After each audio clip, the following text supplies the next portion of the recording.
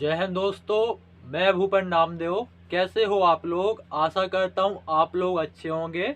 आज हम बात करने वाले हैं रेलवे आरपीएफ एसआई दरोगा न्यू वैकेंसी 2023 के बारे में कि कब इसका नोटिफिकेशन जारी किया जाएगा, कितने पद पर आपकी आरपीएफ एसआई की यह वैकेंसी आने वाली है, आरपीएफ एसआई बनने के लिए आपकी योग्यता क्या होनी चाहिए, आपकी उम्र सीमा कितनी होनी चाहिए, इसके अलावा आपका सिलेक्शन प्रोसेस में कौन कौन से स्टेप कराए जाते हैं, जैसे कि रिटन एग्जाम में कितने विषय से आपके प्रश्न पूछे जाएंगे, माइनस मार्किंग होती है कि नहीं होती है, और हम बात करेंगे इसके हाइट के बारे में और इसकी रनिंग के बारे में, और सबसे लास्ट में बताऊंगा इसकी सैलरी और प्रमोशन के बारे में। तो बने रहिए मेरे साथ। वीडियो स्टार्ट करते हैं, आपको स्टेप बाय स्टेप पूरी चयन प्रक्रिया समझाएंगे। तो सबसे पहले हम बात करेंगे आरपीएफ के बारे में, क्योंकि कई लोगों को नहीं पता कि आरपीएफ है क्या।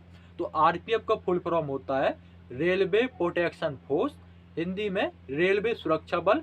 इसके अलावा आरपीएफ का जो मुख्य कार्य होता है वो यात्रियों को सुरक्षा करना, और आप पर रेलवे की जो प्रॉपर्टी है, रेलवे की जो संपत्ति है, उसकी सुरक्षा करना ही आपका आरपीएफ का मुख्य कार्य होता है।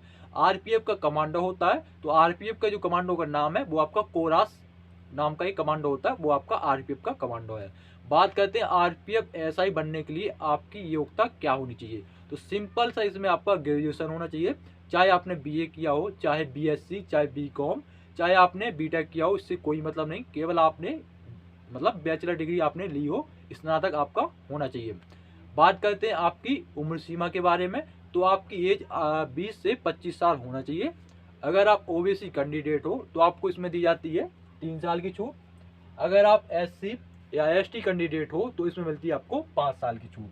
बात करते हैं वैकेंसी डिटेल्स के बारे में, तो आपकी जो आरपीएफ एसआई की जो वैकेंसी आने वाली है वो आपकी 2000 प्लस पद पर आपकी वैकेंसी आएगी, क्योंकि आपका कई वर्षों से आपकी वैकेंसी नहीं आई हुई है। 2018 में ही आपकी वैकेंसी आई थी, तब से आपकी वैकेंसी नहीं आई हुई है। और आपका आरपीएफ में एसआई के अलावा आरपीएफ कांस्टेबल और आरपीएफ ट्रेडमैन की वैकेंसी भी आने वाली है। अब बात करते हैं एप्लीकेशन फीस के बारे में। मैं थोड़ी देर में बताऊंगा इसके नोटिफिकेशन कब जारी होगा। तो बात करें एप्लीकेशन फीस के बारे में, तो अगर आप जनरल, ओबीसी, ईडब्ल्यूएस कैंडिडेट हो तो आपसे लिए जाते हैं 500 रुपये। अगर आप एससी या एसटी या महिला उम्मीदवार हो तो आपसे लिए जाते हैं 250 रुपये। अब बात करते हैं आपका नोटिफिकेशन कब जारी किया जाएगा, कब से आप इसमें आवेदन कर सकते हैं। तो आपको पता है कि पिछले कई वर्षों से आपकी वैकेंसी नहीं निकली हुई है, और आपने बहुत सारे यूट्यूब चैनल्स में भी देखा होगा, वो बताते हैं अगस्त में आएगा, सितंबर में आएगा, लेकिन अभी सितंबर चल रहा है, अभी तक आपका वैकेंसी नहीं आया है। तो जो आपका वैकेंसी आने के चांस है वो लॉजिक अनुसार, क्योंकि अगले साल यानी अप्रैल 2024 में आपके लोकसभा के चुनाव है, तो आपका चुनाव के पहले तो आपकी वैकेंसी आएगी नहीं, उससे पहले ही आएगी। तो जो आपकी वैकेंसी आने के जो चांस है वो आपके नवंबर से लेकर आपके दिसंबर, नवंबर या दीपावली के टाइम पे आ सकती है, नहीं तो आपका दिसंबर में आपकी वैकेंसी 100% आ जाएगी। तो आप अभी से तैयारी में लग जाइए और समझ लीजिए इसके सिलेक्शन प्रोसेस के बारे में।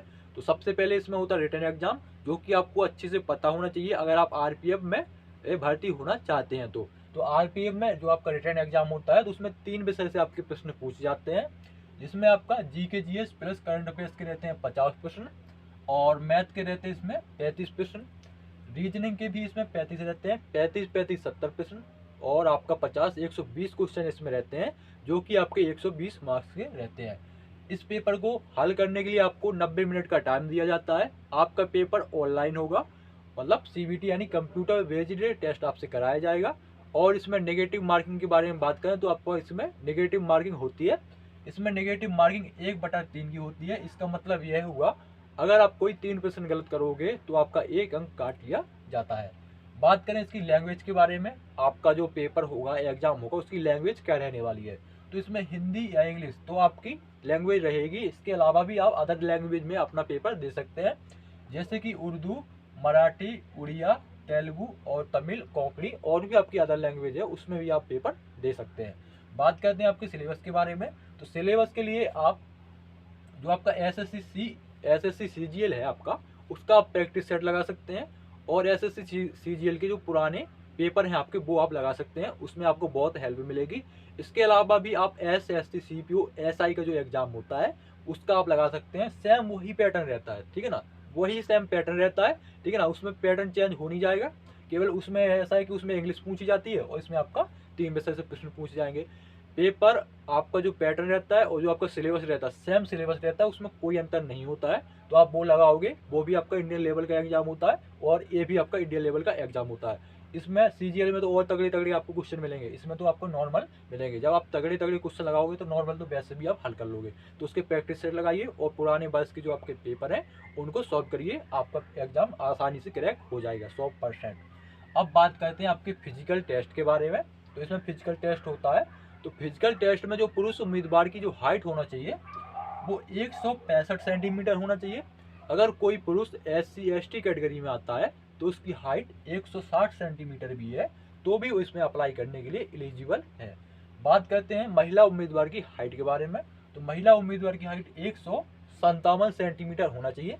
अगर कोई महिला SC ST कैटेगरी में आती हैं और उनकी हाइट 152 सेंटीमीटर है तो भी आप इसमें अप्लाई करने के लिए एलिजिबल हो। बात करते हैं चेस्ट के बारे में। तो आपका जो चेस्ट होना चाहिए वो 80 से 85 सेंटीमीटर होना चाहिए। 5 सेंटीमीटर आपके चेस्ट का फुलाव आना चाहिए, ऐसे मतलब नॉर्मल ऐसे खड़े हो जाना है, ठीक है। यहाँ से 80 सेंटीमीटर आपका होना चाहिए, ऐसे 5 सेंटीमीटर आपके चेस्ट का फुलाव होना चाहिए। तो 80 से 85 सेंटीमीटर आपका चेस्ट होना चाहिए। बात करते हैं रनिंग के बारे में। तो RPF SI में जो आपकी दौड़ होगी वो आपकी पुरुष उम्मीदवार की 1600 मीटर की दौड़ होगी और टाइम दिया जाएगा 6 मिनट 30 सेकंड का। महिला उम्मीदवार की 800 मीटर की रनिंग होगी और उनको टाइम दिया जाएगा 4 मिनट का। बात करते हैं आपकी लॉन्ग जंप के बारे में। तो इसमें लॉन्ग जंप भी होती है और हाई जंप भी होती है। तो लॉन्ग जंप इसमें होगी पुरुष उम्मीदवार की वो होगी 12 फीट की और महिला उम्मीदवार की होगी 9 फीट की। बात करते हैं हाई जंप के बारे में। तो पुरुष उम्मीदवार की हाई जंप होगी 3 फीट 9 इंच की और महिला उम्मीदवार की 3 फीट की हाई जंप होती है।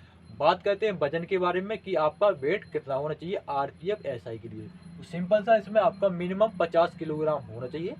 अगर किसी कैंडिडेट का वजन 90 या 100 है या उससे ज़्यादा है तो उसका जो वजन नापा जाएगा वो एज के अकॉर्डिंग नापा जाएगा, मतलब आपकी उम्र के हिसाब से वो वजन नापा जाएगा। बात करते हैं इसकी सैलरी और प्रमोशन के बारे में। तो सबसे पहले हम सैलरी इसकी जान लेते हैं। आपकी जो RPF SI की जो आपकी सैलरी मिलती है वो 4200 ग्रेड पे की जॉब में मिलती है। तो 4200 ग्रेड पे में जो आपकी सैलरी बनती है वो 35,400 रुपये बनती है। इसके अलावा आपको बहुत सारे अलाउंसेस दिए जाएंगे मिनिस्ट्री ऑफ रेलवे की तरफ से, जैसे कि TA DA HRA, ठीक है ना, राशन मनी और आपका जो ड्रेस होता है ना उसका भी आपको भत्ता मिलेगा। इन सभी अलाउंसेस मिला के आपकी शुरुआत की सैलरी बनती है 50 से 55,000 के बीच में, ठीक है ना। आपकी सैलरी बनेगी 55,000 प्लस ही बनेगी, ठीक है ना। वो आपका सिटी पर डिपेंड करता है। अगर आप मान चलिए दिल्ली मुंबई बेंगलोर यहाँ पर अगर आप रहते हैं तो यहाँ पर आपकी सैलरी ज़्यादा रहती है, या अगर कोई छोटी छोटी सिटी में रहोगे आप तो वहाँ सैलरी आपकी कम रहती है। 50 से ऊपर ही रहेगी, कम नहीं रहेगी, ठीक है। 2-3 हज़ार का अंतर आता है, इससे ज़्यादा अंतर नहीं आता है। बात करते हैं आपके प्रमोशन के बारे में। तो सबसे पहले आप जो ज्वाइन करोगे वो आप सब इंस्पेक्टर यानी SI ज्वाइन करोगे। उसके बाद आप 7-8 साल आप कार्य करोगे, फिर आप SI से आई यानी इंस्पेक्टर आप बन जाओगे। इंस्पेक्टर से फिर आपका प्रमोशन होगा तो आप सर्कल इंस्पेक्टर बन जाओगे। सर्कल इंस्पेक्टर के बाद फिर आप बन जाओगे जोनल इंस्पेक्टर, और जोनल इंस्पेक्टर के बाद सबसे लास्ट में जो आपका पद रहेगा वो रहेगा आपका DSP का, जिसे हम CO बोलते हैं, सर्कल ऑफिसर। वहीं से आप रिटायर्ड हो जाओगे। तो आपका जो लास्ट में पद रहता है वो आपका DSP यानी डिप्टी सुप्रिटेंडेंट ऑफ पुलिस रहता है, या CO या सर्कल ऑफिसर रहता है। वहीं से आप रिटायर्ड हो जाते हो। बाकी जो आपके ऊपर के जो आपके जो ऑफिसर रहते हैं वो आपके UPSC से आते हैं। UPSC में आपका एग्जाम होता है। अगर आप UPSC से अगर आप RPF में ज्वाइन करना चाहते हैं तो हर साल आपका वैकेंसी निकलता है, उसमें आपका एग्जाम होता है IRPF का, इंडियन रेलवे प्रोटेक्शन फोर्स का, ठीक है ना। तो आपका जैसे आप रैंक लाओगे तो वैसे आपको मिल जाता है। एक और उसमें रेलवे का होता है IRAS ऐसे कुछ होता है, इंडियन रेलवे ट्रैफिक, हाँ Indian railway traffic service IRTS का एक एग्जाम होता है, वो UPSC कंडक्ट कराती है। वो आपका IAS के इक्विवेलेंट रहता है। जैसा आपका RPF आपका स्टेट पुलिस में IPS के इक्विवेलेंट रहता है ना, वैसे ही आपका वो IRTS Indian railway traffic service वो IAS के इक्विवेलेंट रहता है रेलवे में, ठीक है। तो ये थी कुछ जानकारी RPF SI से रिलेटेड। अगर आपको कुछ जानकारी चाहिए और कुछ डाउट हो तो आप कमेंट बॉक्स में कमेंट कर सकते हैं। मिलते हैं किसी नेक्स्ट वीडियो में, तब तक के लिए जय हिंद।